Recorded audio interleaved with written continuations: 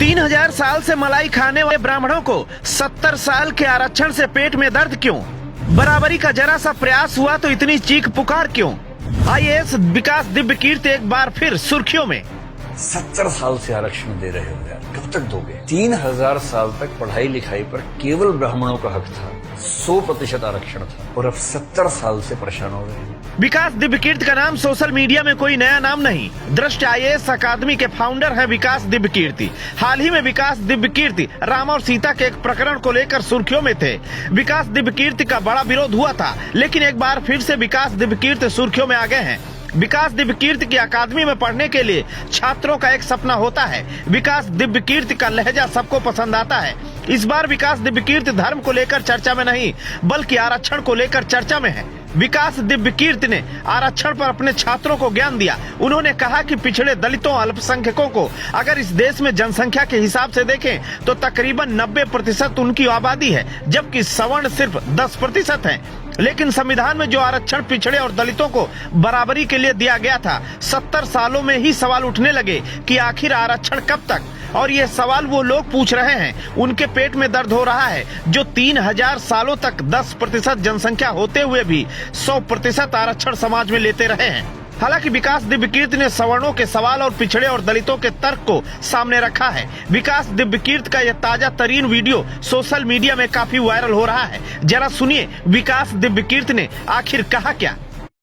70 साल से आरक्षण दे रहे हो यार, कब तक दोगे? कितना आरक्षण? 50%। कितने लोगों को?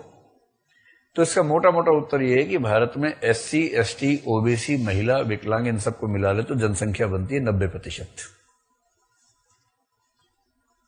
90% आबादी को 49.5% आरक्षण 70 साल से हम दे रहे हैं, और इस बात से बहुत लोगों के पेट में खलबली मची हुई है। ठीक है, मत सकते, कोई खास बात नहीं है। दूसरी तरफ का तर्क, दलित विमर्श का तर्क यह है कि भाई ये बताओ, 3000 साल तक पढ़ाई लिखाई पर केवल ब्राह्मणों का हक था, 100% आरक्षण था। 3000 साल तक 100% आरक्षण, सारी पढ़ाई लिखाई। ब्राह्मणों की संख्या कितनी? 10%। 10% समुदाय ने 100% सीटें घेरी 3000 साल तक, और अब 70 साल से परेशान हो रहे हैं। व्यवसाय की दुनिया में वैश्य समुदाय का लगभग 100% आरक्षण रहा। इस पर तो कभी नहीं बोला किसी ने।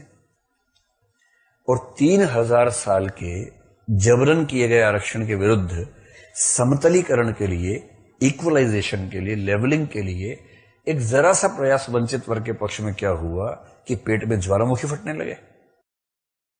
इतनी क्या बेचैनी है भाई? तर्क भी तो हो, खाली हवा में थोड़ा ना होगा कुछ।